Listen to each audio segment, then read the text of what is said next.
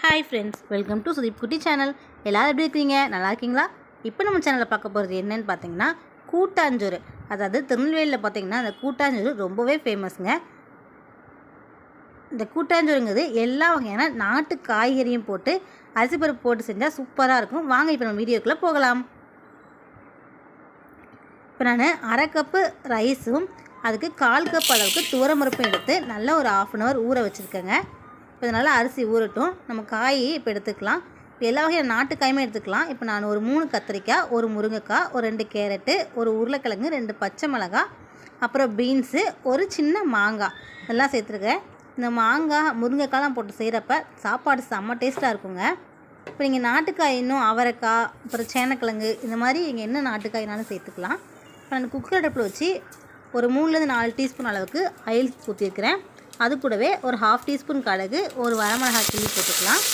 ஒரு கொத்தளவு கருவேப்பிலை போட்டு நல்லா தாளித்து விட்டுக்கலாம். நான் ஒரு பெரிய வெங்காயம் மட்டும் கட் பண்ணி வச்சுக்கிறேன்.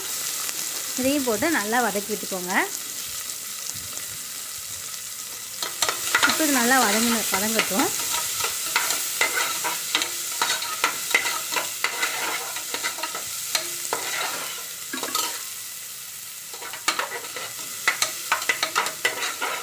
இது நல்லா வதங்கினதுக்கப்புறமா நம்ம கட் பண்ணி வச்சுக்கிற காயை எல்லாத்தையுமே சேர்த்துக்கலாம்.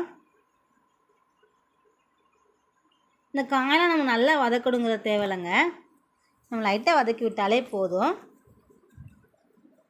இப்போ இந்த காய் லைட்டாக வதக்கினதுக்கப்புறமா ஒரு 2 மீடியம் சைஸ் தக்காளி கட் பண்ணி வச்சுருக்கிறேன், அதையும் சேர்த்துக்கலாம்.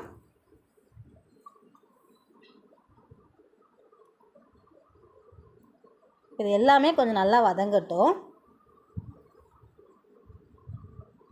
இப்போ இது கூடவே நான் 3/4 கப் அரிசி எடுத்துருக்கிறேன்.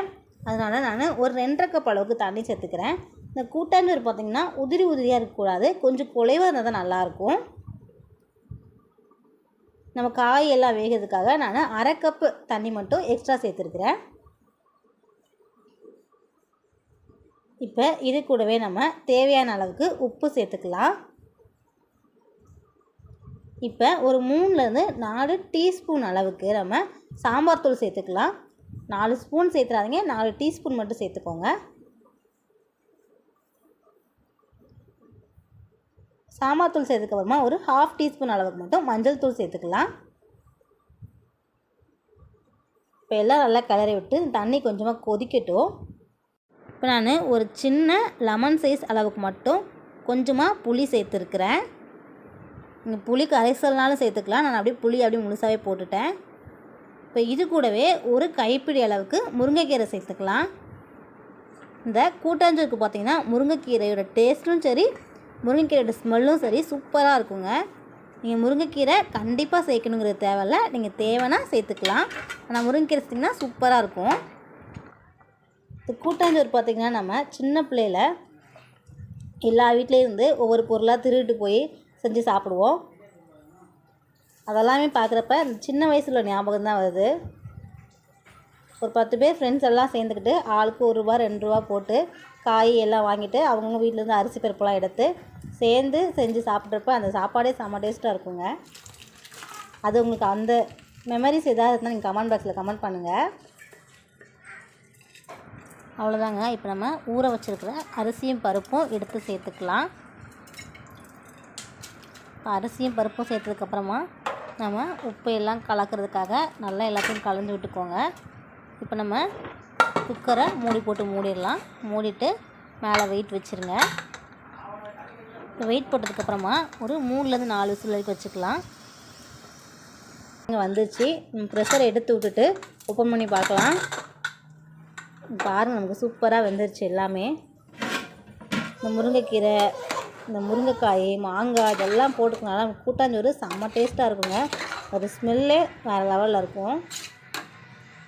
அவ்வளோதாங்க, நமக்கு சூப்பராக இப்போ சாதம் ரெடி ஆயிடுச்சு. நான் ஃபைனலாக இது கூட கொஞ்சமாக தேங்காய் துருவல் சேர்த்துக்கிறேன். நீங்கள் தேங்காய் துருவல் சேர்க்கணுன்னா சேர்த்துக்கோங்க, தேவையில்லைன்னா விட்டுருங்க. நீங்கள் தேங்காய் தூள் சேர்க்குறப்ப அதோட டேஸ்ட் நல்லாயிருக்கும். இப்போ ஒரு கிளறி நல்லா கிளறி விட்டுட்டு நீங்கள் இனிமேல் அதை வைக்கணும்னு அவசியம் இல்லை. தேங்காய் துருவல் அது வெந்துடும் இந்த ஹீட்லேயே. நீங்கள் ஃபைனலாக 1 ஸ்பூன் அளவுக்கு நெய் தேவைன்னா சேர்த்துக்கலாம்.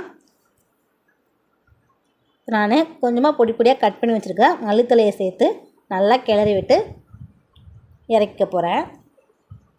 அவ்வளோதாங்க, நமக்கு சூப்பரான ஒரு கூட்டாஞ்சோறு ரெடி ஆயிடுச்சு. இப்போ நம்ம இந்த கூட்டாஞ்சோறுக்கு பார்த்திங்கன்னா நமக்கு சைடிட்ஸ் எதுவுமே தேவையில்லை. ஏன்னா நமக்கு இதிலே எல்லா காய் எல்லாம் சேர்த்துருக்கோம். தொட்டுக்க கொஞ்சம் ஊறுகாய் இல்லை கடிச்சிக்க அப்பளம் இருந்தால் போதுங்க. வேறு எதுவுமே நமக்கு தேவையில்லை. அவ்வளோ டேஸ்ட்டாக இருக்கும் இது. அதே மாதிரி தான் அந்த கூட்டாஞ்சோறில் பார்த்திங்கன்னா நமக்கு எல்லா சத்துமே இருக்குங்க. ஏன்னா நம்ம நாட்டுக்காய் எல்லாமே சேர்த்துருக்குறோம். அதனால் நமக்கு இதில் எல்லா விதமான சத்துமே இருக்கும். இதே மாதிரி நீங்களும் செஞ்சு பாருங்கள். செஞ்சு பார்த்துட்டு எப்படி இருக்குது அப்படின்னு சொல்லிட்டு கமெண்ட் பாக்ஸில் கமெண்ட் பண்ணுங்கள். இந்த வீடியோ உங்களுக்கு பிடிச்சிருந்தது அப்படின்னா லைக் பண்ணுங்கள், ஷேர் பண்ணுங்கள். நம்ம சேனலை மறக்காமல் சப்ஸ்கிரைப் பண்ணிடுங்க. தேங்க்ஸ் ஃபார் வாட்சிங். Bye by.